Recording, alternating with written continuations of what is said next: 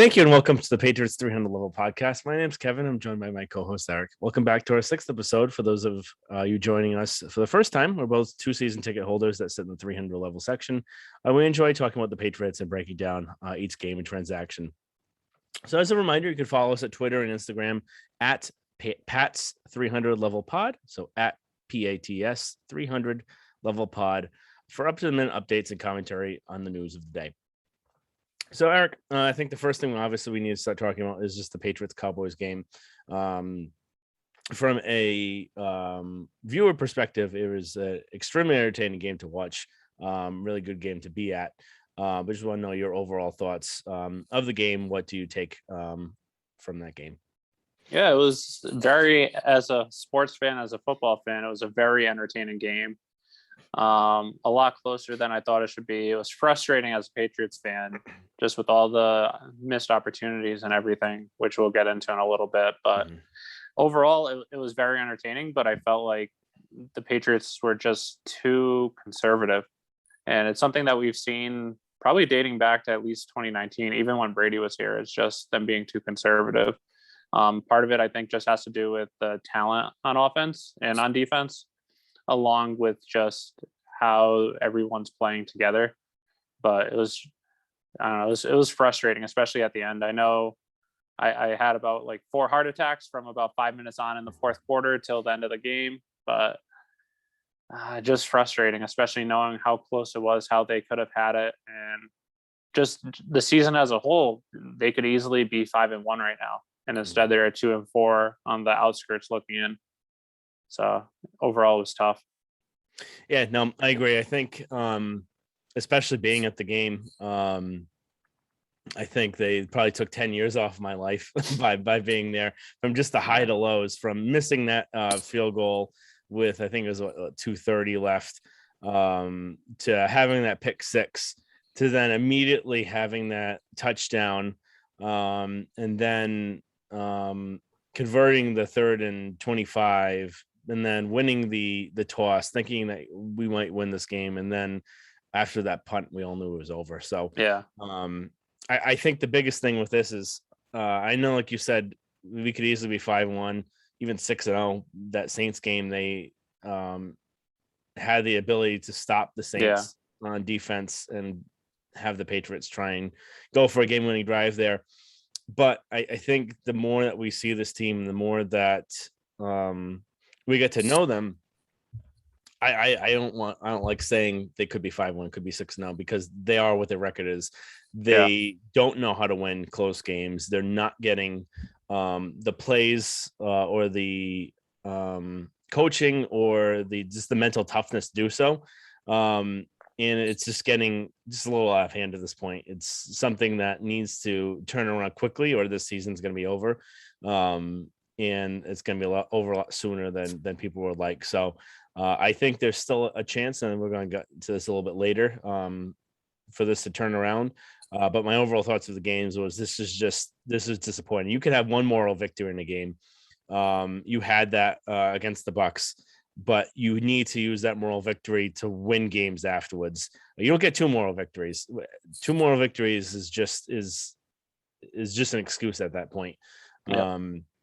They had the opportunity to win this. They had multiple chances to win this, just like they did with the Bucs, and they couldn't seal the deal there. And I think that's the biggest kind of thing that I came out of this game with, just being extremely disappointed based on that. Because these were games the Patriots would win before. And I think we'll get a little bit into this later, which is about the coaching decisions overall. But I think there needs to be a lot of changes that have to happen. Yeah, and I just want to go a little bit off of what you were saying, how they just haven't been able to win the close game. And this also goes back to last year too. So when we had Brady the last 20 years or so, even if they were down 2 touchdowns with 6 minutes left in the game, you thought there's a chance they could come back. I remember the Saints game I was at in 2013 when they were down by, I think, 10 or 12 or something like that with less than 4 minutes to go. And I still had confidence that they could come back and win. Nowadays, you don't really have that confidence. And just even last year, they had all these close games where they just couldn't pull it out in the end. And it's just transitioning over to this year. Last year, we just thought they might just not have the talent where they just can't do it. But then they reloaded in the offseason, and they're definitely a lot more talented this year. But the same thing is just transpiring. A lot more mistakes and things like that. And even last year, there was the Seahawks loss week 2, where that was considered a moral victory because you're playing a team that you weren't expecting to beat. You played them very close, and they should have won. They had the ball on the 1-yard line. They just got stopped. And then they win week 3. Then they're out without Cam Newton week 4, and they should have beaten the Chiefs even without Cam Newton. They played them close, so that was considered another moral victory. But then as the season kept on, they just kept getting close games and just couldn't pull it out. They did it twice, once against a very crappy Jets team, then once against the Ravens. But all those other close games, they just couldn't pull it off. And so far this year, we're seeing the same thing. Yep. I think it's just there's things that you could point to which help kind of uncover it. And even going back, not even to just last year, but the last half of 2019 as well. Yeah. So it wasn't just a Cam Newton thing. It's just the overall talent of this roster is really starting to bite them in the ass right now. Yeah, I think that's something we'll have to get into. So going into this, what would be your overall thoughts really of the defense? So I think that's the biggest kind of storyline coming out of this. They gave up almost 600 yards of offense.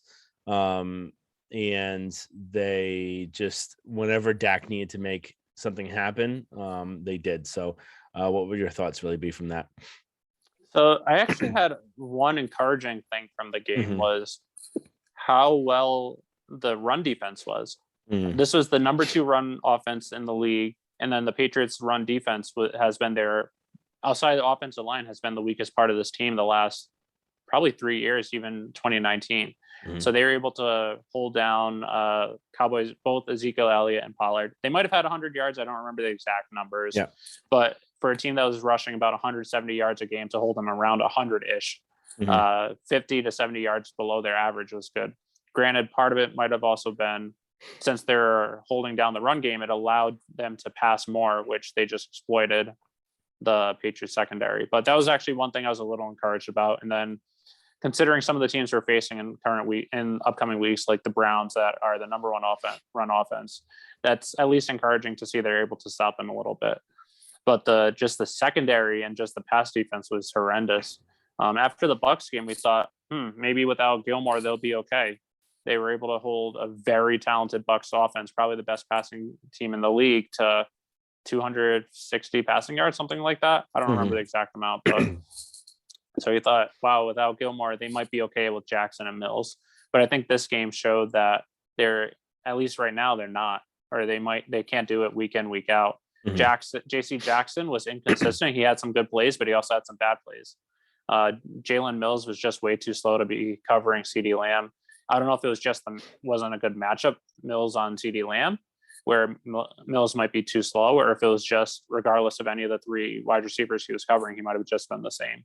And then the pass rush, I think they might have gotten 1 sack, but it seemed like they were getting some pressure, but it wasn't affecting the play. It wasn't enough pressure where it's going to make Dak throw the ball early into coverage or into get an interception or anything like that. So I feel like the pass rush, which should be one of their strengths, considering all the talent they have in the front 7, has to do better, especially considering the potential weaknesses we're now seeing in the secondary. And since we don't have Gilmore. Yeah, no, I agree. I think a lot of what we saw was they gave up 600 yards, and you look at kind of the point score, it should have been a lot. It shouldn't have even been as close as the game as it was. So the Patriots had that stop at the goal line. McCarthy had that dumb going for it on 4th and 1. So they could have easily been up 2 more touchdowns in this game, based on the amount of yards that on that going for it on 4th and 1. Normally, I don't really have an issue with being that aggressive, but it's just the situational football, knowing the team you're going up against that is having trouble scoring this year, and you're going for it on your own ends or in your own side of the territory. At that time, it just didn't make sense. So I don't blame teams for being aggressive, but you have to know the situation, who you're going up against. And just in that situation, it didn't seem like the best fit, especially that early on in the game. Yep. And that's kind of the big thing where I was blaming them for it. You have to know what the situation is, what the team is. It's good to be aggressive, but you have to be smart and be aggressive. You can't just Yeah. be aggressive for the sake of being aggressive. And that was just a dumb play there. And both McCarthy and the whole team overall were shooting themselves in the foot Yeah. time after time. How many holdings do we see in this play that were actual holds? And there is Yeah. a lot of holds that weren't called in this game. And the all the other types of penalties that we were seeing. It was like all the pre-snap penalties or the post-snap penalties, the stupid things that you can kind of address. Unsportsmanlike conduct. There was just a ton of unneeded penalties from the Cowboys where they were shooting themselves in the foot. 1st and 20 for 3rd and 25, and it could have been a lot easier on them if they didn't have these penalties. But just to get back to the defense, the run defense, like you said, they have started progressing each week after week, and this was definitely the best week that they had. Lawrence Guy looks like he's back to his old self. Yep. Godchow seems like he's two gapping a little bit better. There still is an issue on this defense on the line. Other than kind of their slow linebackers, Dedrick Wise is awful. Every time they ran it to his side, he was getting thrown around like he was a 50-pound woman, and going against a 300-pound man. It's just inexcusable to why he's playing so much when he's just not talented enough. And the he other did have thing, a couple of good plays in the pass game, but in the run game, he has a couple of good plays here and there, but he doesn't do enough to warrant the time he's getting. So he'll have one good play a game, but doesn't make up for everything else he's doing. It not in my opinion, it does. And the other thing is these linebackers. Other than there was one kind of shining spot in this team. Bentley, I think, had his best game as a Patriot since his rookie season. Before he ended up getting hurt, he was all over the place. He was making tackles. He was playing with some speed. He made that fumble on Dak at the goal line. I think he actually looked really well. But other than Judon, no one else is really getting pressure on the offense.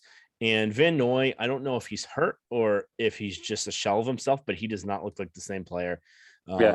He is very slow right now. I don't understand why he's playing and not someone like Josh Uche, who is much faster. He's got younger legs. He might not hold up in the run as much as you would like, but how is he going to improve if he's not playing? And something that I think that Bill needs to start doing more of is he's very hesitant to use young players because he wants them in the right spot at the right time.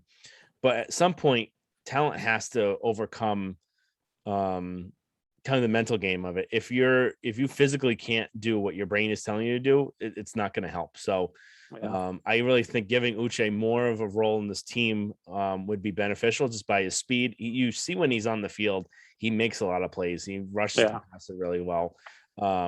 I just think he needs to be out there more often, have more of an impact. And Winovich, I know he got hurt in this game. He's on IR now. But if you're not going to use him, why is he on this team? Why wasn't he traded away? I just don't understand what he's wasting a roster spot basically at this point to be sitting behind all of these other people.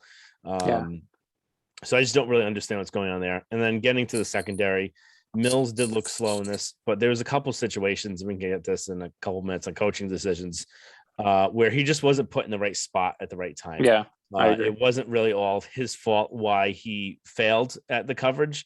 He was just not put in a good position at that spot. There could have been better plays that they could have run to kind of hide the fact that he can't cover CeeDee Lamb. So I think defensive as a whole is mainly going to come down to the coaching decisions. So that's something we're going to talk about that. And then just the talent disparity.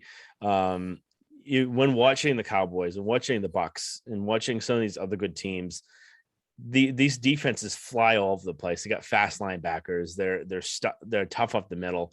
And it's just something that the Patriots just don't have that type of talent now. They have a lot of the money going there, but it's a lot of older aging players like Hightower. You got Van Noy, Jamie Collins back on a low deal, but they're probably past their prime at this point, where you need faster, stronger linebackers to kind of make up for this. So I think that's something that's really come out of these games where you're watching these other teams and you're seeing kind of like I know Micah Parsons didn't really do anything in this game, but just the type of talent that they have, that other teams may have. The Bucks definitely with their linebackers that they have. So Yeah. I think that's Yeah, something I that's think come out of just a this game. couple of just quick points I just want to bring up on the defense. That Mhm. is that one other person that has been bringing pressure is just Christian Barmore. It's Mhm. just not as noticeable because he's at defensive tackle. And an interesting stat I saw going into this game, I don't know if it still holds up after the Cowboys game, but Christian Barmore has been getting the most double team assignments out of any defensive tackle in the NFL, including Aaron Darnold. And he's still being able to get pressure and drawing a lot of holding penalties too. So he's just been very impressive this Mhm. year, and we'll have to hope that his progression continues. But he's at least a bright spot on this defense. And then another thing is with Uche is I know you said, as you mentioned a little bit, he just hasn't been getting the amount of playing time he should be, or at least we think he should be. He had a really good training camp in preseason. He had a good first 2 games and then he got hurt. But after that, he's just had no impact. Part of it is just because he's not getting the amount of plays, but it also seems when he is on the field, he's not doing anything to contribute as well. So I don't know if he still has that injury nagging him or if it's just something like a mental block. He's a little afraid of getting hurt coming back, or if there is something. But if the Patriots want to improve their defense, he has to start making plays and soon. Yep. No, agreed. So before we get to the offense, actually, we'll get to the offense first, and then we can get to coaching decisions because they kind of Okay. tie into each other. So what are your overall thoughts of the offense? And then I guess we can lump in Mac Jones there too. Inconsistent. Mhm. So they had the first 2 drives where they scored 2 touchdowns on 7 total plays, which they looked really good. And then they weren't really able to do anything for a couple quarters. Part of it was just because they didn't get the ball back as much because the defense was just on the field the whole time. But also part of it was just, I think, I blame most of it on just coaching decisions. Play the first 2 drives were heavy set, and they were able to move the ball well. And then they shifted from heavy set to 3 wide the next 2 or 3 drives and just couldn't move the ball. And then once they moved back to heavy set, they scored their third touchdown of the game. So I think a lot of it was just the coaches didn't put them in great spots to be able to perform well. I thought overall they ran the ball really well. That I thought this was Harris's probably best game of the season, best game since last year. Mhm. Stevenson looked really good, and then Stevenson was able to be productive in the pass game as well, which is something that they've been missing, especially since James White is out. So it's trying to seeing how big and fast he is might be a bright spot going forward. And then Harris, even though he only had 1 catch this game, they've been looking to him a little bit in the pass game, which something they weren't really able to do with Sony Michel. So if they're able to get production out of Harris and Stevenson in the pass game, that should be good going forward. But I thought Mac overall played well. I feel like they still have the training wheels on him, which I still don't fully understand why. I understand not wanting to give him too much, but it seems like they're giving him too little right now. Every single situation he's been given so far this year, he's just performed and exceeded expectations. I understand not wanting to give him too much where you see regression. Like sometimes you might see with some like Jets quarterbacks, they give him too much and then they just become overwhelmed. But so far, Mac hasn't been overwhelmed at all. If he has any bad plays, he just comes right back and shakes it off, as we saw in the fourth quarter. So that's one thing that I thought he looked really well, but I think that they can do much more with him going forward. Yep. No, I know. I completely agree. I think offense, it looked like it's finally starting to come together. So you're Yeah. seeing the tight ends be involved, well, Henry be involved a lot more, starting to really get to comfort level with them. The running game is coming together. Stevenson had his best game of his career, and Harris looked really well. He was really strong. He was really quick in this game too, and so is Stevenson. I think Stevenson having that quickness and speed, but also how big he is Yeah. something that really I think is going to translate really well, and I think he's going to have a really good season and Yeah, he looks like career with LeGarrette them, Blunt. He looks but like LeGarrette faster. Blunt's size, but faster and more Yeah. elusive. So I think that he had one really nice shifty play. I think it was on a screen where he really juked out one of, I think it was a linebacker. I can't remember who it was. Yeah. But he had a very nice kind of move on him. And I was actually really impressed with him. I think the offense, the first two plays, first two drives, like you said, was very fluid, smooth, looked really well. And that happens a lot too, with other teams, because those first kind of drives are scripted, Yeah. where you know exactly what you're going to be calling. And then once you start to kind of freestyle it, that's when things can kind of come off. And I think that's kind of what happened. And I think also they were going to score that third touchdown right afterwards, but he was called back Yeah. because of that Ferentz hold. But I think kind of the other thing that kind of changed this offense also was once Mac almost got decapitated on that Yeah. that miss by Kajust, which ended up almost getting killed. So I think that kind of changed the complexion of the game, that one hit, because Yeah. I think Jones might have even been concussed in that play, Yeah. I because he thought so didn't really too. look the same. He looked wobbly coming out of that. There was a little bit afterwards he was limping. And I think it just might have been he just wasn't kind of oriented to everywhere. But it looks like by probably the end of the third or the beginning of the fourth, he started looking like himself again. So Yeah. he definitely might have been concussed, or just might have just been thinking of that hit. Yeah. But And even after that, uh, Josh McDaniel said this week that after that hit, he changed his play calling. yeah, so the play calling got a lot more conservative off after that, which you can see at one point, because you don't want to get your quarterback killed, especially the way the line has been playing. But you also need to know that you need to air it out against this team. You can't have a close game against the Cowboys, because you're not going to win it. And then to get on the offensive line, even though he almost got killed twice by misplays from Kajust, and I think it was Haran on the other one, or Win. Yeah, it was Win, because Win got benched right Yeah. afterwards. I think the offensive line is starting to show a little bit of progress, actually. Once they put Owenu in at right tackle, having Haran in at left tackle, Karras at guard, I think it's actually really starting to take shape. And then we saw even this week at practice, Owenu looks to be kind of sealing the right tackle spot. So I think it's starting to come together. 6 weeks late, something we've been calling for since week one, to have Karras at left guard and Owenu back at right tackle, but it looks like they're finally going in that direction. Yep, I think Owenu is just a better tackle than he is a guard, and that happens with some players. It happened with Cannon, so he just, I think, is just probably better at that position. And then if Brown comes back, I would really like to see him at left tackle. Me too. I know you would too. But other than that, I think like you had said, and I think I'm going to kind of just get into the coaching decisions right now. Just take the lead on this. They need to stop being as conservative as they are. The game is not the same as it was 5 years ago. This team is not the same as it was before. You can't be having that conservative thought, thinking, oh, well, we just need to keep it to one score and we'll come out ahead and win the game, because you're not right now. You haven't the last 2.5 years. So you need to go through, you need to take chances. You need to be aggressive. I think there was a stat I saw, the Patriots had a 4th and short, I think 7 times this season or something like that, and they punted every single one. You need to be more aggressive. You need to be going for it on 4th and short. And then they've only gone for it on 4th down 3 times this year, and all 3 were the end of the Saints game when they were down by 2 scores. Yeah. So you need to adjust your play calling. You need to adjust kind of your how aggressive you are at first for those like 4th downs. You also need to be more aggressive with Mac Jones. Yeah. I know you don't want to rush him. You don't want to kind of ruin his development. But if you look at him now, he's by far the best quarterback right now taken out of the draft. Not to say that he's going to be the best. Trevor Lawrence is really talented. All these other quarterbacks are talented. It just may take more time, and they're not in the situation that Mac Jones is in.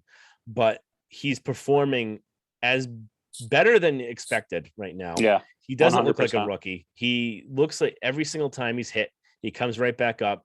Every single time he faces adversity, he goes against it the next time, as kind of demonstrated by that pick 6. He could have turtled right after then, but you know what he did? He went right against Diggs again and beat him. So I think we've seen, especially after this game, after that hit he took, after coming back multiple times, he has the stones, he has the cojones to do it. He's got huge balls. And Yeah. I don't think that's debatable at all based on the hits he's taking, based on the throws he's making. They need to take the training wheels off, and they need to be more aggressive, or else this season could be over, like I said, faster than you were hoping for. And what's the worst thing that happens? If you don't take this off, you're going to keep losing. Yeah. And you might as well know what your team is right now, the way it is, by taking everything off, letting everything go at it. Then it's better to know now than it is to know at the end of the season. So Yeah. I think And you then, got. Oh, go oh, ahead. sorry, go ahead. As I just got, you got to just take the chance, because that's what they need right now. You're 2-4. The time is coming down. There's not much time left to try and turn this around. I know you have the Jets this week, and we'll get into that later, but that will be a nice kind of landing spot for this. But after this, it's a tough stretch of the schedule, and you need to win as many games as possible, and you need to turn this around quickly. And it doesn't take the conservative approach. Just the team isn't talented. It doesn't have the talent like it did in years past, where you can kind of make up for this sort of stuff. Yeah. It is good enough where I believe this team is going to be a really good team by the end of the year, but how fast is that going to take? You're just going to have to try and roll it up as fast as possible. Yeah. And then I'll let you just go on a little bit about the offense first, and then I'll talk about the kind of the coaching decisions on the defense right afterwards. Just get you a little time in. Yeah. So the one thing I just wanted to add on a little bit of what Mhm. you were saying is I understand initially early on in the season of being conservative with Mac because he is a rookie. And even myself, I've always been a big fan of rookies sitting out the first year just because we've seen so many rookies in franchises where they're drafted and then they start right away because the either because of ownership or because they just don't have anyone else and then that just deteriorates their career. So we've Mhm. seen a lot of times when the rookies that do sit out their first year and then when they play year two, they're really good. Patrick Mahomes, Aaron Rodgers, Carson Palmer, even Tom Brady. That's a sort of a different example because yeah, he wasn't supposed to be the starter, but Carson Palmer, Patrick Mahomes, and Aaron Rodgers are three prime examples, quarterbacks that were taken in the top 10, or Rodgers, who should have been taken number one, but fell all the way to 26, sitting out behind a good veteran quarterback and then seeing how the NFL goes and then being prepared once they go in. I understand that they didn't have that typical type of quarterback this year for him to sit behind with Cam Newton. And by the end of it, he was actually better than Cam Newton. And it obviously shows that they made the right decision. But Mhm. I understand initially being conservative because of that. But he's shown that he can handle everything. I was not like when they went into the season, I was still expecting them to be good. I was expecting him to be a game manager, but he's just far exceeded my expectations from what he's been able to handle, his mental toughness, his ability to come back from big hits, as well as just if he makes a mistake, come back and not make it. So I think he just keeps showing that the more he gets, the more he can handle, and you just have to let him throw it. No, I completely agree. Um, and then just the defensive coaching decisions are the next thing. I think this Yeah. is, like I've been saying since I was questioning, not even completely calling for, but we had questions, or I had questions at the beginning of the year. Just Steve Belichick, what is his role? Can Bill take the defense over for him if he has to? And the time is now. It's gotten, enough is enough right now. This team needs to turn around quick, and Bill needs to put his hand in there, and he needs to take over this defense right now. There were multiple plays, especially even Devin McCourty called it out. Yeah. Not being in the proper place, the play to win the game.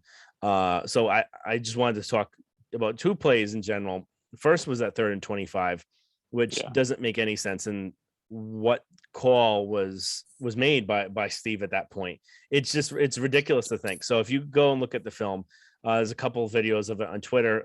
If you're a Boston Sports Journal subscriber, Greg Bedard does a great job of showing the coach's film, breaking that part down. But the play called at that point was so confusing that a couple NFL members had to look at to try and kind of break down what was actually happening, because it just doesn't make any sense. So they're playing a cover one robber there, where they had a single high safety, they had a robber in the middle, and they're playing man coverage down beneath. And they're in 3rd and 25. as Bill would used to say before, you get the fuck back is what he would used to say all the time. If there's a huge discrepancy, if they had a huge amount of yards to cover and they're playing man coverage with a single high safety with just a robber in the middle, that doesn't make any sense. And the only way this play would have worked was if it was actually done properly, where JC Jackson was supposed to actually take the middle of the field after Phillips went after the middle, the under route in the middle of the field. And JC Jackson stayed back and played zone on the left-hand side. So, which was the mistake on that play, which caused that gain, which it wasn't really totally on Mills's fault. It was actually more on Jackson than Mills there, but it's really just on the coach's play at that point. Why aren't you playing quarters coverage or even having 3 or 4 people back there at the stakes and kind of having a 2 zones type of approach? You have people at the stakes, then you have people about probably 10 yards beforehand, and you can give up the underneath stuff. You don't need to worry about those underneath routes at 3rd and 25 and make a stop. So it's 4th and 10 and dial up the best play you've got. Or make them try and consider going for like a 57-yard field goal, which he might, because he's stupid enough to do it. But and Zerline has the leg, but he's like, he can make it that far. It's just his accuracy isn't great. So it's just that play call baffled me. And then again at the end of the game, where I get having kind of a zero blitz scheme there, because you need to make a sack there, you need to make a play. But just the players that you had in there at that point, and even having Mills on him in the first place just doesn't make any sense. And then just the players just didn't execute that play well either. Because you have Phillips kind of wandering around, not really doing anything, and just that play was just poorly executed and also poorly bad play to be in at that same point. I think we've just seen it time and time again. I just don't think that paint by number scheme that Bill has for Steve to try and make the calls is a good enough approach for this team. I just don't think he's got the innate ability to know what to be calling at the same point. And he may be supposedly everyone likes him. He's a good defensive mind, but we're just not seeing it add up right now. It's just call after call just doesn't make sense. And that 3rd and 25 is going to haunt them for a while, because it just doesn't make sense why they dialed up as aggressive as in a play. You don't need to confuse them. It's 3rd and 25. Just play back. And especially if they lose one, if they miss the playoffs by one game, you can look at that 3rd and 25, or you can look at the Harris fumble or things like that. But that 3rd and 5, especially, where I don't know, it just doesn't make any sense. And I think Bill will know he needs to step in and take more of this over, because they need him, because the team isn't talented enough to make up for these coaching decisions. And we know by looking at this team, they don't have enough corner play. They don't have enough good linebackers to really make up for this, where they can kind of do these sorts of things. So you need to have schemes. You need to have kind of different ways to kind of confuse these other teams, because you just don't have the talent to do it. And it's not to say they're not good enough to win, because they've had talent a lot worse than this before and made it to the Super Bowl. They made it really far, but you have to have the coaching ability to put them in the right spots. And I just don't think Steve knows how to do that. Yeah. And then just going a little bit on talent, a perfect example of a team with a lot of talent but bad coaching is the Dallas Cowboys, where Sunday showed coaching did not win that game for them. Coaching made them almost lose, but their talent alone, pretty much the talent of the Cowboys versus the lack of talent on the Patriots, is what was the difference in the game. So that's a big thing, where right now you can't win on talent. I think going back to Steve Belichick, where it all started to show that maybe he isn't the guy, is the Baltimore game in 2019. They were 8-0 going into it, and then they were on a historic run. Granted, it was against bad quarterbacks, but that game is where it first started to show a little weakness. And then after that, there's just been those inconsistent games the rest of the way. So like there are some games where they do really well, and then there's others where they don't, and it's just tough to know how much of it is Bill having an impact on those games they do well, or is it actually Steve? And is it just that overall he is typically good, but he has those like off games or off moments that are drawing them back? Yeah. And I think you see kind of these kind of game plans that just don't make sense. Like the Texans last year Yep. was Even the just, Texans 2 years ago. yeah, just the game plans you're seeing on this just don't make any sense why you're calling these type of plays. And even the beginning of this game, they were primarily in a soft zone to begin the game. And you can't play zone against a quarterback like Dak because he's going to eat you alive. It's like any good quarterback, zone coverage does not work well with for defense, because if you don't get pressure on the quarterback, they're going to pick apart the zone and eat you alive. And that was just something that once they started playing man, it looked a little bit better. They still weren't great, but it looked like they had a little bit of stopping them with that. But I just don't get the zone call there either. Yeah, I don't either. So going forward, 3 up and 3 down we'll do. If you want to just say your first 3 and I just explain them afterwards, and I'll go my 3 up right after that. My 3 up, I'll go with Harris, right. Mac Jones, and Stevenson. Oh, close. Any comments on yours? Yeah, so I think Harris, like I stated earlier, I thought this was his best game of the year. 18 rushes, 101 yards, and a touchdown. He was just, granted, I think part of it, the last 2 games, I think is the best he was running the ball. But I think also part of that has to do with the last 2 games was the best the offensive line has done as well. But one thing that with him, especially compared to like a Sony Michel that we've seen the previous years, is he has explosiveness. Once he gets the ball, he explodes through the line of scrimmage. And once he gets hit, he keeps his legs moving. Where Sony Michel, once he gets hit, he goes down. But Harris, once he gets hit, he keeps his leg moving, which allows him to get yards after contact. And then even if it's in a pileup, it allows the offensive line to push him a couple more yards forward. So I thought he looked great, which if he keeps going like that, as long as he holds onto the ball, he's the running back that you thought you had going into the year. Mac Jones, like we said earlier, I think he was 11. He started the game 11 straight completions, and then he had, I think it was on 3rd down. He had the ball that was too high on a wide open guy, which Jim Nantz kind of jinxed him, saying that he's completed 11 in a row. But that was a bad pass. But overall, he looked really good. He had a couple bad throws here and there, but his ability to come back from mistakes, the thing that impressed me the most was after he threw the pick 6, him coming back, going right at Diggs and going for the touchdown. So he looks good. He looks like he can handle it, and he looks like he's getting better week in, week out. And then number 3 was Stevenson. I know he only had a limited number of plays. He had 5 rushes, 23 yards, and a touchdown, 4.6 yard per carry average, and then 3 catches for 39 yards. And then he had explosion. He was running with a burst, which someone with that size you don't typically expect. So he looked good, and if he can just keep getting better, removing those mistakes. He had a blocking mistake earlier, so they took him out a little bit. But if he can get his blocking correct and then just hold on to the ball, he looks like he's going to be a good back in the future. And then the tandem of him and Harris going forward is going to be good. Yeah, no, I think those are some good picks. So my 3 up were almost similar to yours. So I've got Harris, I've got Mac Jones, and I've got a little surprise here, Justin Bethel. So that's fair. Harris, like you said, he was explosive in this game. His legs are always running. He's powerful. He's fast. He had a really good game. Mac Jones, again, he keeps on showing that he's improving each week. He's looking more and more of the part.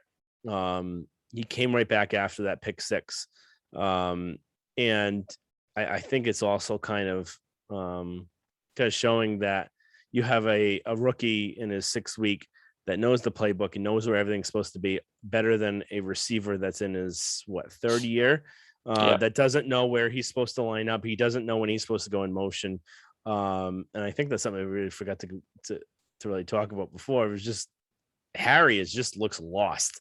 But it's just something we've seen the whole time. He's not everything that you want him to be. It's just a waste of talent. He's such a big, imposing player, and he doesn't do anything with it. Yeah. But Mac looked really good in this game. He even in overtime, the throw he put on Aguilar on that slant over the middle of the field Yeah. would have probably won them the game if they caught the ball, because there's only one safety to beat. He already beat the corner that was covering him, and all he had to do was put one move on the guy and would Yeah. have broken away for another 75-yard touchdown. So Yeah, at worst, it would have been a 20-yard completion because there was at least 10 yards of separation after he caught it. At best, it would have been a touchdown. Yeah. So he puts the ball where he's supposed to put it. And there's actually a lot of times where there's incompletions where you think that maybe, I know not everyone's perfect and Mac Jones isn't perfect, but a lot of the time, some of his incompletions, you think, well, did the wide receiver run even the right route? Was he supposed to be somewhere else? Like that Aguilar catch will miss on the sideline on 3rd and 3, where Aguilar may have not run the route the exact same way. And I don't think that face mask really took him off his route that much, but was he supposed to run shorter? But Mac looked really good in this game. And then Justin Bethel, he made a couple plays in here. He forced the interception. He had that fumble on the punt coverage, and he actually didn't look too bad in this game. So it might be something they may have to start exploring based on their lack of corner depth. But just something to keep in mind there. I think he looked really good in this game and had a couple good plays. 3 down, I'll give you my 3. Then yours. 3 down would be Bill, Steve, and Kajust. So like I said, I just don't like Bill's lack of aggressiveness in this game. I think it really costs them. You have to be aggressive against a high flying offense when your defense is just not good enough. And I don't think we even really talked much about that 4th and 3 call, but and even that 4th, I think it was 4th and 1 at the 50 beforehand, but your defense isn't stopping them. Before that 4th and 3, every time they punted to them, they scored, or they had that one that goal line stand, but that was basically not going to be happening. So I actually have the numbers if you want to hear the second half. Yep. So I had this prepared. So the second half, when the Cowboys got the ball, 8 plays, 91 yards, touchdown. 9 plays, 61 yards, field goal. 8 plays, 40-yard missed field goal. 9 plays, 41-yard field goal. 7 plays, 80 yards, touchdown. So every single time they had the ball in the second half, they either scored or they should have scored. And then the defense was on the field for 86 plays, something like that. They were completely gassed by the end. So I don't understand why. I understand typically if your defense is good, like it was maybe a few years ago, you might think your defense can hold them. But by punting it away based on the numbers, you're pretty much giving the Cowboys the win, especially since as the game went on, the defense is getting more and more tired. It's not like they're more rested and going to be able to stop. If they're not able to stop them the last 6 or 7 times, what makes you think they're going to stop them now? Yep. And I think in this situation, Bill, after winning the coin toss, should have gone into this into overtime thinking, I'm going for it on every single 4th down unless it's completely ridiculous.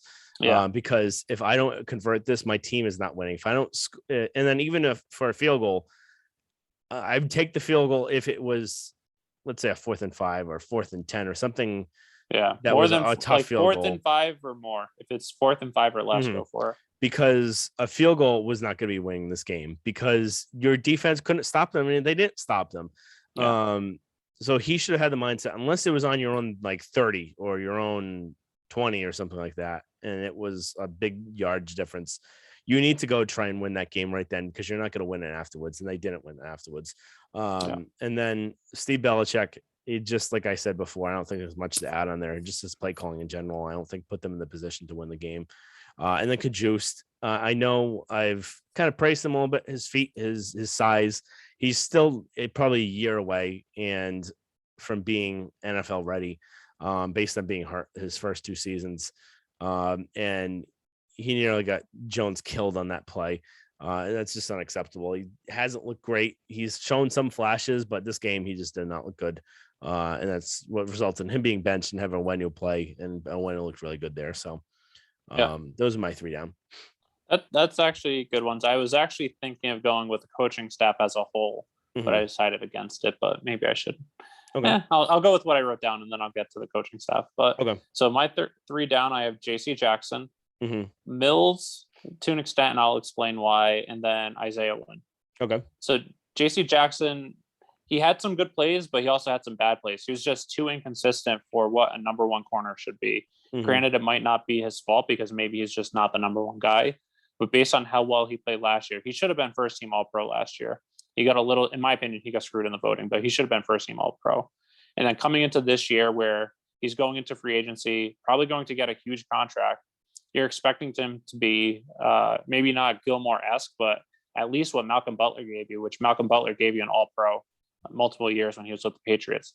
He just hasn't been that guy. He gave up 5 catches on 9 targets, 67 yards. He did have 4 pass breakups, but there were those times where CeeDee Lamb just either got the better of him. It's not like it's not even that it was just a contested and he got allowed a good catch. He just didn't, like, there are some plays where he just wasn't good. There are others that he was.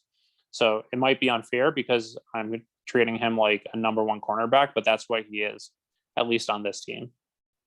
Number 2, Mills, I think part of it's not entirely his fault. I think the coaching staff put him in bad situations. Going up against CeeDee Lamb, I don't think it was a good matchup, especially if there wasn't going to be safety help over the top.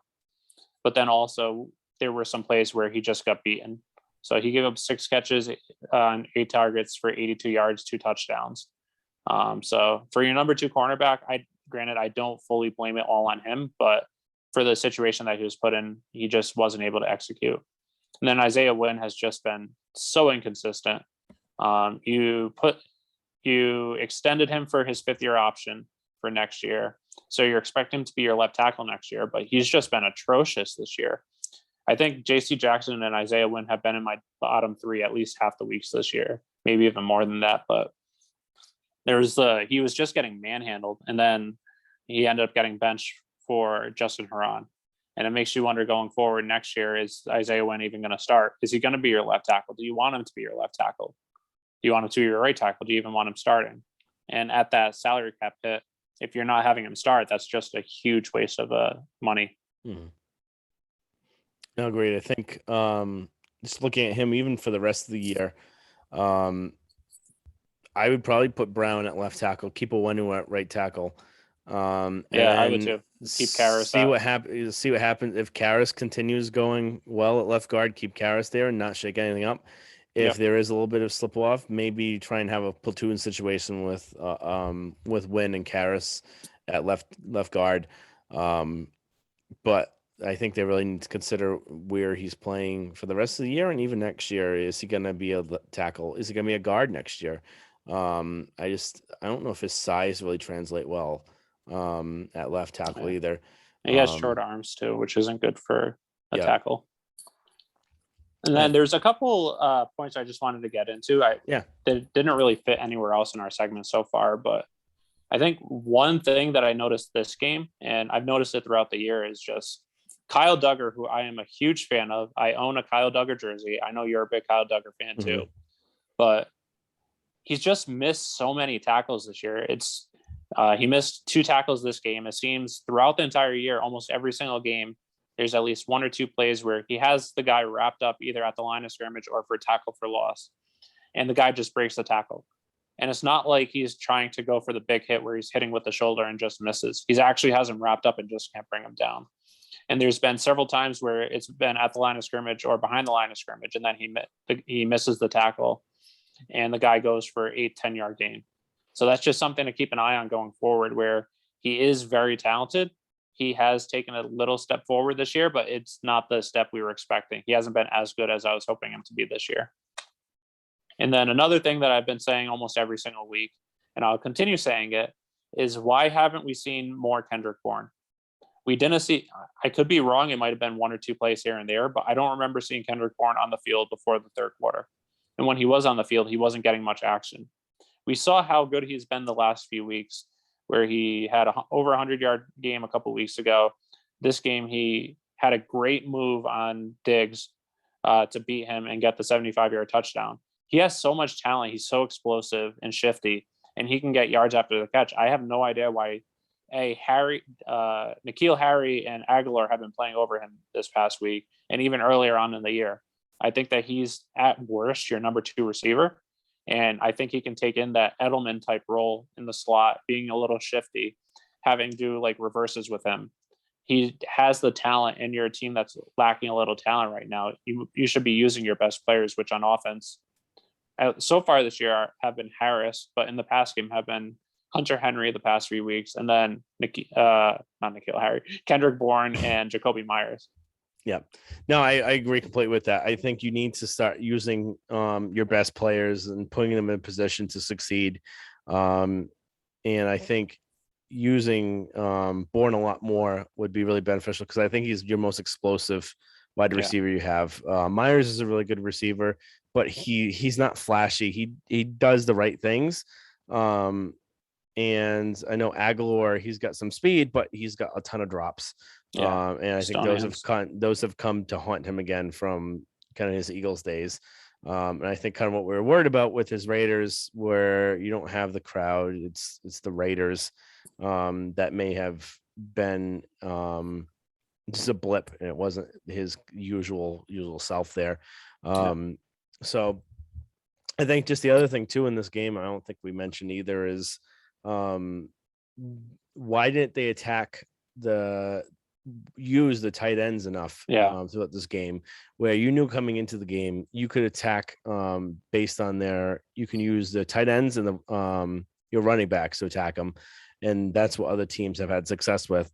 And you did it at first, and then you kind of shied away from that, and you went spread, and you went 3 or 4 wide, and it just didn't make any sense why you had the success you did on your first 2 drives, going big, having those 2 tight ends in there, having the running backs attacking with screens and different throws and inlet throws, and having those tight ends match up against the linebackers.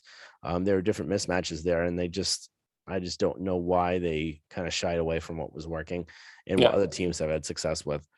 Yep. And just going off a little bit on that just quickly is going into the game, Dallas was second worst in the NFL covering tight ends. Mm-hmm. And then Jonnu Smith, he has been disappointing this year, but I think part of it might be just getting acclimated to the new system. Mm-hmm. He was only on 13 passing plays. Knowing that how bad the Cowboys have been against tight ends, I don't know why he wasn't utilized more. A lot of people are on the offense, Hunter Henry, Kendrick Bourne, are saying that he's posed for a breakout game. And I'm really hoping that he has the talent to do it. But you have to at least, unless he just hasn't been showing it in practice, or they're just concerned on the film he's shown so far, is they're just not comfortable using him in those situations. But he has the talent to do it. And as long as it's not him in practice, just him not being able to be in the right places, I don't know why they're not using him. Whereas N'Keal Harry, his whole career, he has been in the wrong place, and they keep using him. So I don't understand it. Hopefully it's something that changes going forward. Hopefully we see a lot more Jonnu Smith. Hopefully we see more Kendrick Bourne, which I've been calling for since week 1, but time will tell. Yeah, agreed. So I think the next thing just to really talk about, we've been through 6 games, so almost probably a third of the way through the season. Any big surprises through these first 6 games, good and bad? I'm glad you brought that up, because that was something I was going to ask you to bring up this segment, and I completely forgot to tell you. So I think biggest surprises is has to go with Mac Jones. I was not expecting to be as good as he has been. I was expecting to be like a good game manager, but what he's been able to show has just far exceeded my expectations. Even Matthew Judon, I was expecting him to be good. He was a Pro Bowler the last 2 years, but just how good he's been, how impressive he's been through 6 games is just something else. I think biggest surprises negatively has just been the offensive line. Granted, part of it is because Trent Brown has been hurt, but we thought this was going to be their strong point going into the year, and it just has been their weakness by far. I know going into the year in our preseason show, we were our strong points on the offense was their offensive line and their running backs. And up until halfway through last week, the running backs have been disappointing as well, which granted that was probably because of their offensive line as well. But their offensive line has been horrendous. But it looks like it's getting a little better. We just have to hope it continues going that way. I'd say their front seven has been outside of Judon and maybe Barmore has been extremely disappointing. We thought this was going to be their strongest point on their whole team, and it just hasn't been. Run defense has been horrendous before last week. They're not able to get pressure on the quarterback outside of Judon, which we thought they'd be able to with Hightower coming back, adding Van Noy, having Winovich, who led your team in sacks last year, Judon, Barmore, Uche.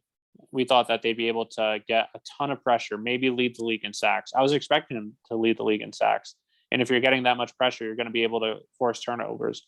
But they just haven't been able to do that outside of Judon and maybe Barmore this year. Yeah, I completely agree there. I think my kind of good and bad is probably similar to you as well. I think good throughout. The biggest surprise would be Mac Jones, like you said. I was high on him, not as early as you, but I would say a couple weeks before the draft, looking through a lot of tape. Seeing what he did at Alabama was something I didn't watch enough of him, and I just, from hearing other things, you had that perception going in, but when you actually watch him, I was really impressed. And I thought, and then I think good.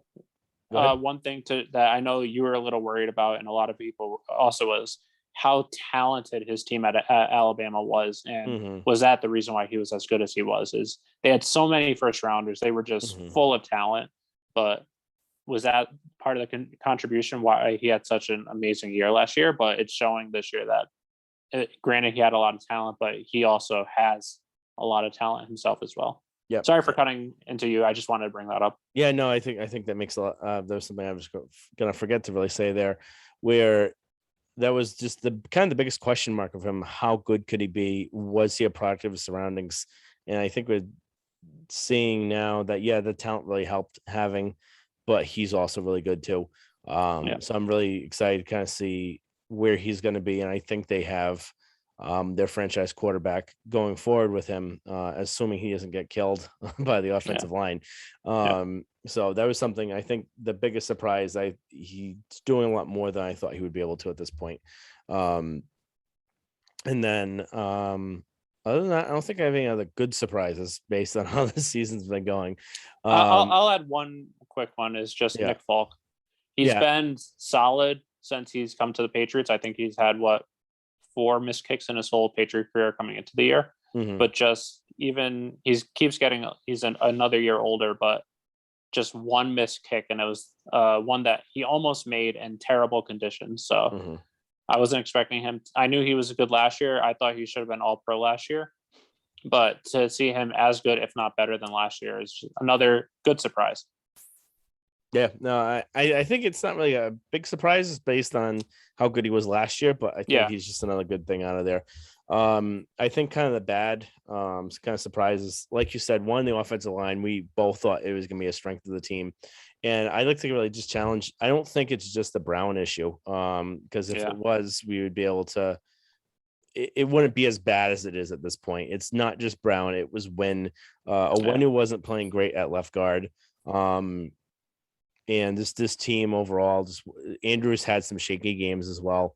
And I think we're kind of just seeing kind of the chatter around the team as well, where they don't think it's a coaching issue. It's not the issue of Skarnecchia not being there for the second year, and having Popovich not on this team. They're really putting the blame on the players in this one, saying that win especially, where they're saying that he just wasn't prepared for the season like they wanted him to be. He didn't put in the work that they wanted in the offseason. We're really disappointed in this. And it might make sense why he just hasn't looked that well this year, why he's getting thrown around, why he's letting in so much pressure. So it's not just Brown being out. I think just overall the offensive line was looking horrible. I think they're starting to maybe piece it together. I think having Karras at guard, I think having Onwenu back at right tackle is really going to help. And then just kind of see what's going to happen at left tackle. See if Wayne can turn around the season by having him an extremely short leash with Haran, where Haran actually looks a lot more comfortable at that left tackle position than right tackle. So I think the line is starting to shape up, but it's not where you want it to be at this point. And then again, run defense as well was something we thought was going to be a big strength of this team. It wasn't for the first 5 games. It looks like it's coming back. Guy is finally looking like his old self, and Godchow starting to kind of get the two gapping scheme underneath him. So it's starting to look a little bit better. But I'd say those are kind of the biggest surprise on this part. And then, like you Yeah. said, running game. Yeah. The front seven, I meant to bring up the run defense as well, which I forgot, and I'm glad you brought that up as well. Yeah. So I know, just looking around the NFL, last week, there were a couple big news of note. One would be the Bills game. Was that something that you watched? And then, if you did, no, that was something I was watching the other night. There was the 4th and 1 at the 3 with 22 seconds left. They had the opportunity to take a field goal to tie the game up, play for overtime. They ended up going for it on 4th and 1, trying to go for the win, or at least convert the first down, and then go for the win there. And they end up getting stopped. Allen slips on a quarterback sneak, and doesn't make it back to the line, so he gets stuffed there. And then the Titans had the win in that game. What was your thought on that? Yep. So I wasn't able to watch the whole game. I was actually flying to Denver at the time, so that's where I am now. But so I missed the first half of the game. I think something that is a little discouraging, at least as a Patriots fan, is that I thought that the Titans, granted, I haven't been sold on the Titans. Even in 2019, I wasn't sold on them. I wasn't last year. I'm still not right now. But they look like they're starting to get it right. I'm not a big believer in Tannehill, but with how good Derrick Henry is and has been the last 3 years and showing no signs of slowing down, he doesn't need to be the typical Tom Brady or Patrick Mahomes, especially considering now that they have Julio Jones, who got hurt again. But having Julio Jones, if he's healthy, and then AJ Brown, they have the pieces on offense. Their defense has been shaky the last year, but that the Bills' defense has been one of the best defenses in football this year, and the Titans put up 34 points against them. I think it was 34 to 31. Was that the final score? I don't know. Yeah, but that sounds about right. But the Titans were able to put a lot of points on a very good defense. And they held the Bills to, granted, they gave up 31 points, but that was below the Bills' average this year.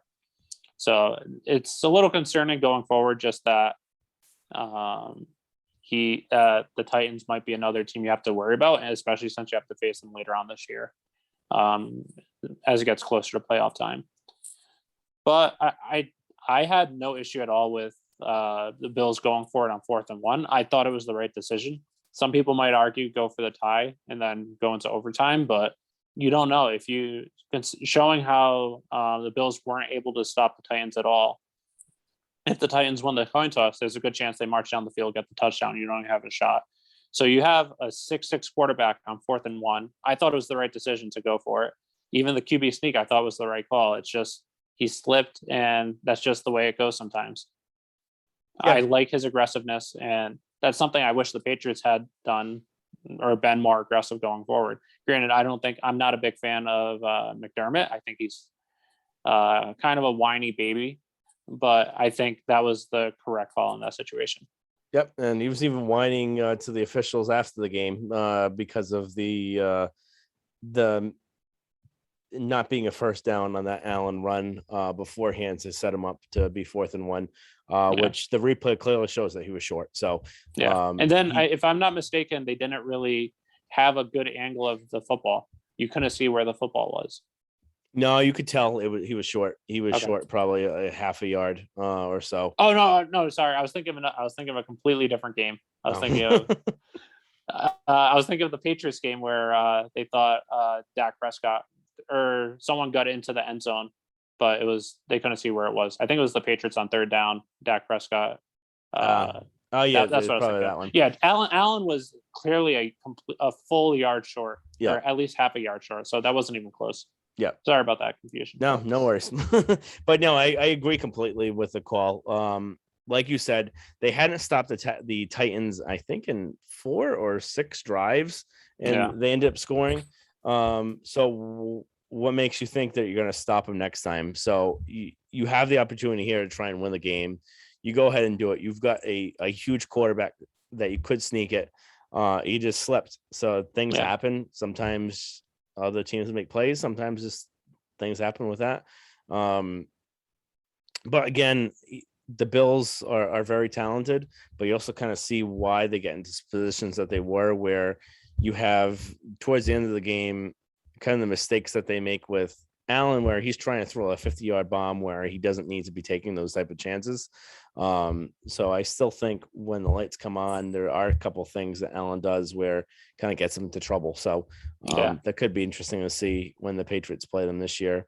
Could they have the chance to try and take him down? And we know based on last year's kind of comments that Bill had to, I think it was ESPN, which he got really pissed at that it came I out. think it was taken out of context too. Yeah, but I think Bill doesn't think highly of Allen, and I still don't think highly until I see it one more year.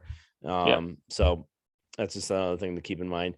But yeah, I completely agree with the plan. I think it's something the Patriots need to start like thinking of doing more as well. Just thinking of where you're in the situation. You need to try and win the game when you are.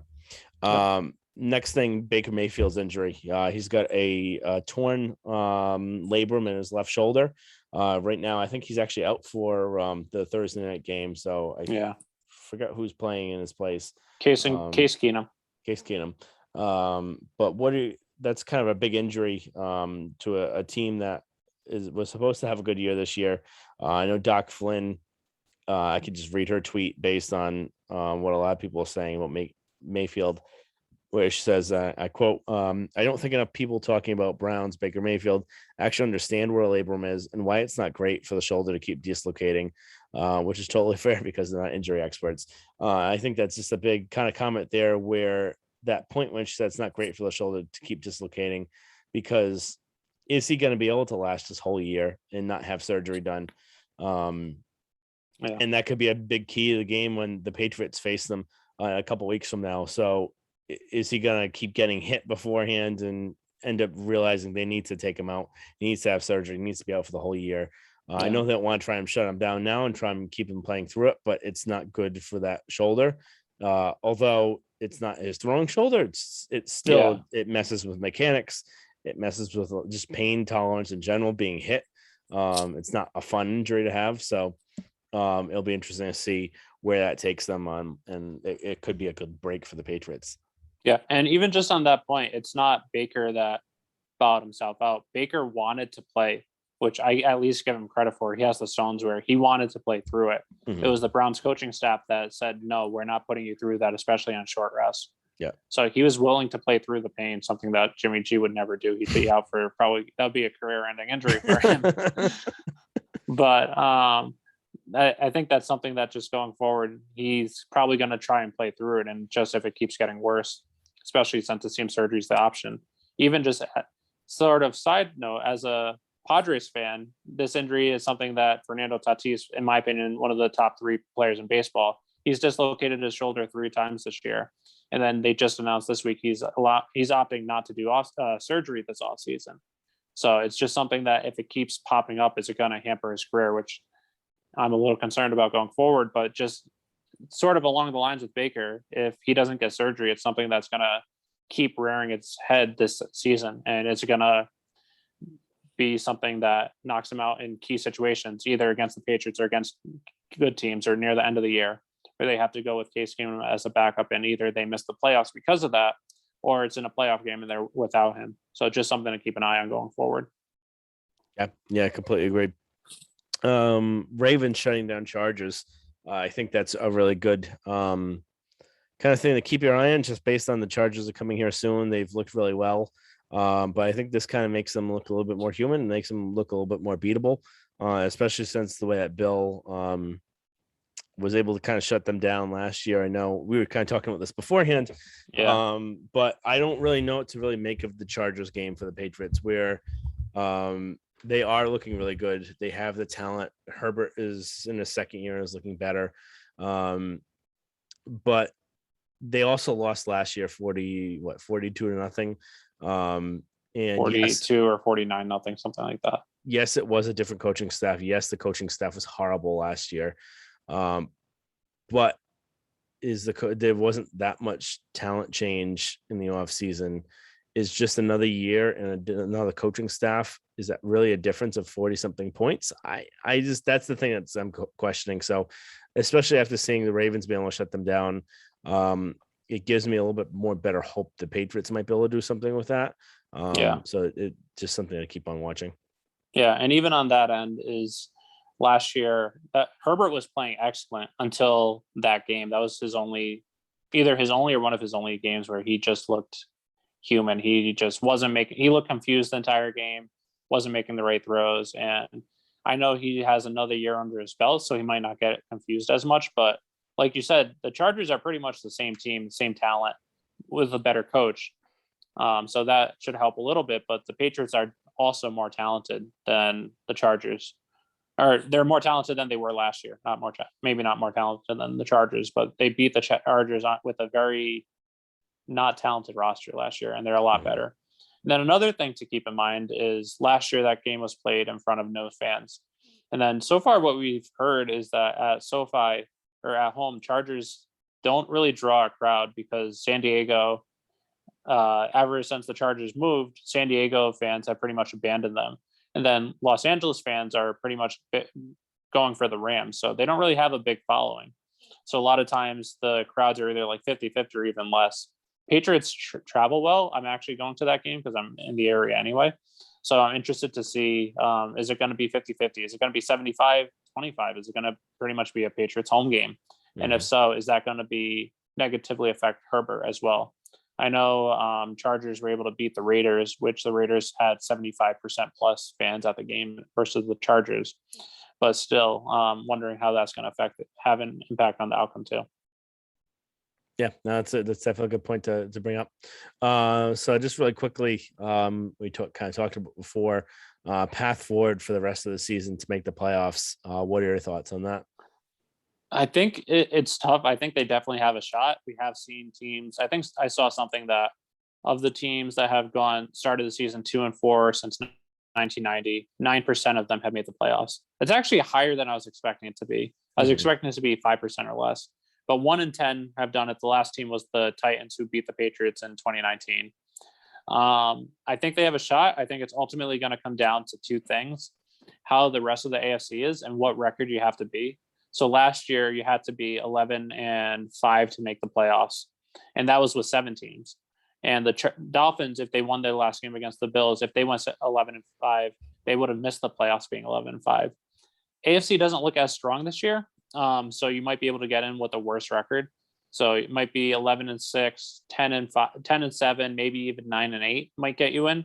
So I think that's going to have a big impact on the game. Patriots are playing at least 6 more playoff teams going forward, and then so they're playing at least 5, and then 2 that might be on the fence. Chargers, I think definitely going to get in the playoffs. Browns, unless all the injuries stack up too much. You're playing the Panthers, who started off the year great, but they're looking like they're coming back down to earth. But they still have the talent if McCaffrey's playing. You're playing the Bills twice.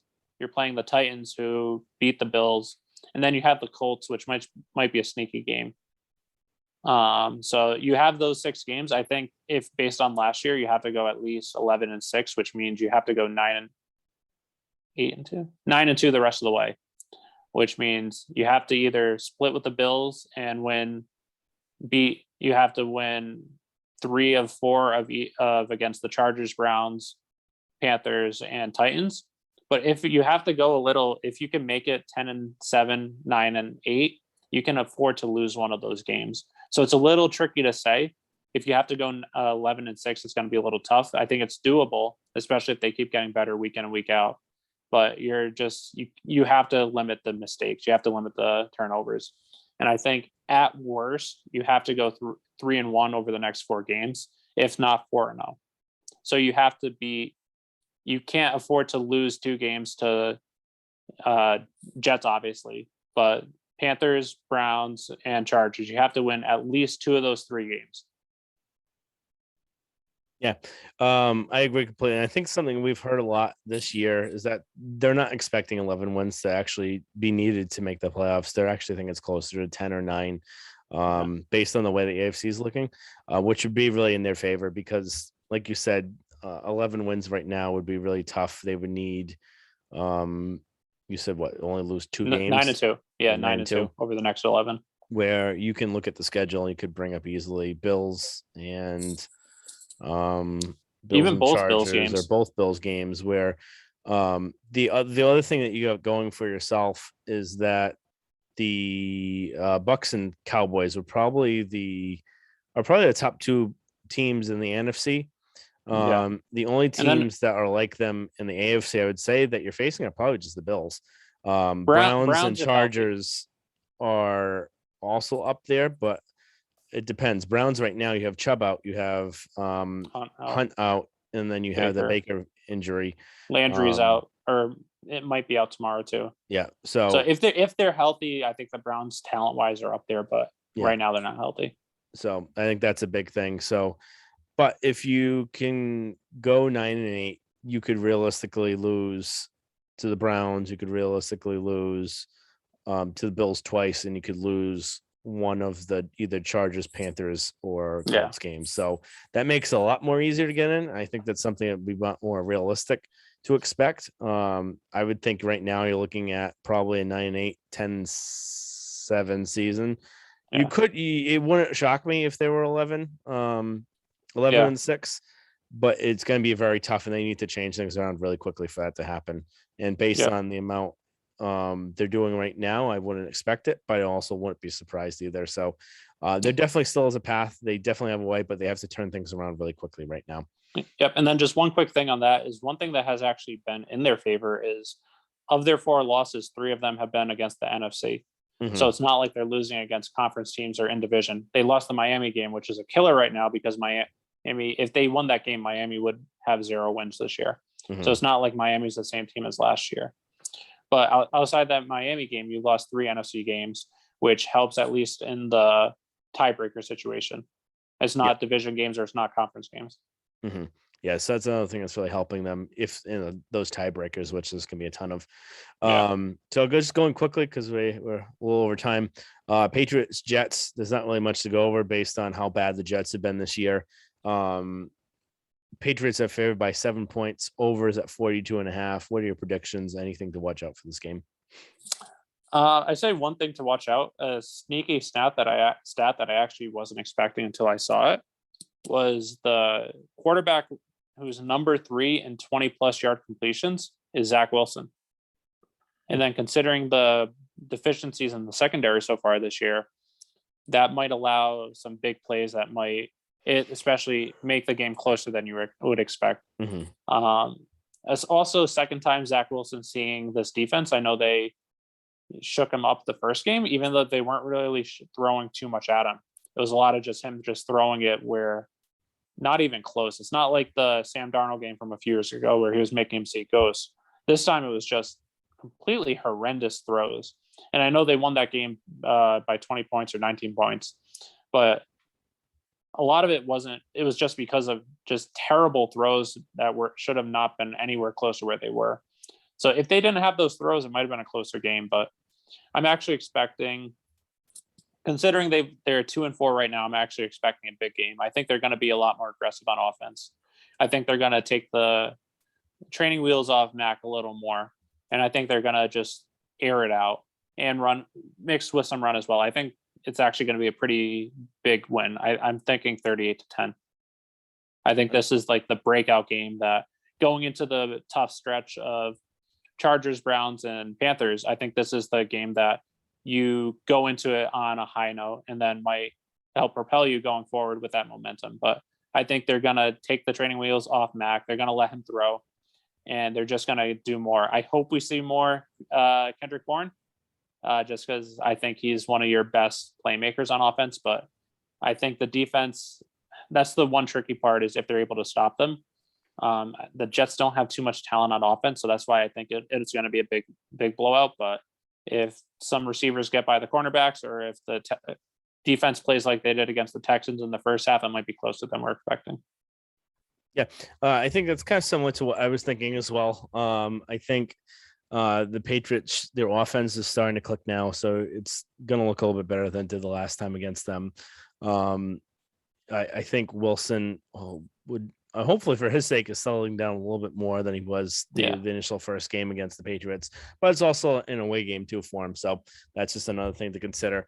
But it is a 1:00 game, so usually those crowds aren't as kind of crazy as the 4 or 8 o'clock games at Gillette. So that we've seen kind of historically over the site. So I would definitely again take the Pats like you are. I'd say 31-17 would be where I'm kind of thinking at. I think Wilson got a couple more touchdowns, and then I think Jones will look pretty well in this, and then take the over there. Of course, that's more than 42.5. So I think we're kind of on the same page there. Hopefully, this kind of kicks them off into the right direction. Anything else you'd like to add at all? No, I think that's it. It's just as long as they limit the mistakes, limit the penalties, which they actually limited the penalties this game. It was just the more coaching decisions. But if they can just play like they did against the Bucks without the mistakes, I think if they can harness that energy, I think they're going to be in a good shape going forward. They just have to start clicking more, making that play when they need it. They did it on defense the first half. They made the play when they needed to. It's just you have to start doing that going forward, especially on offense. On offense is when they just haven't been able to make that play when they need to. I agree completely. I think that we need to kind of see a little more of them. They need to kind of start showing themselves. They need to show us just that they're ready and they're here for the rest of the season, because this could get ugly if they don't turn this around quick. So again, for you and me, I thank everyone for listening for today. Again, look at us at Pat's 300 level pod on Twitter and Instagram. Follow us there. You can chat us up in there. Follow us for any breaking news or commentary. And again, on iTunes, Spotify, however you digest your podcasts, please be sure to subscribe, rate, and review. Really help us out there. We are on YouTube as well.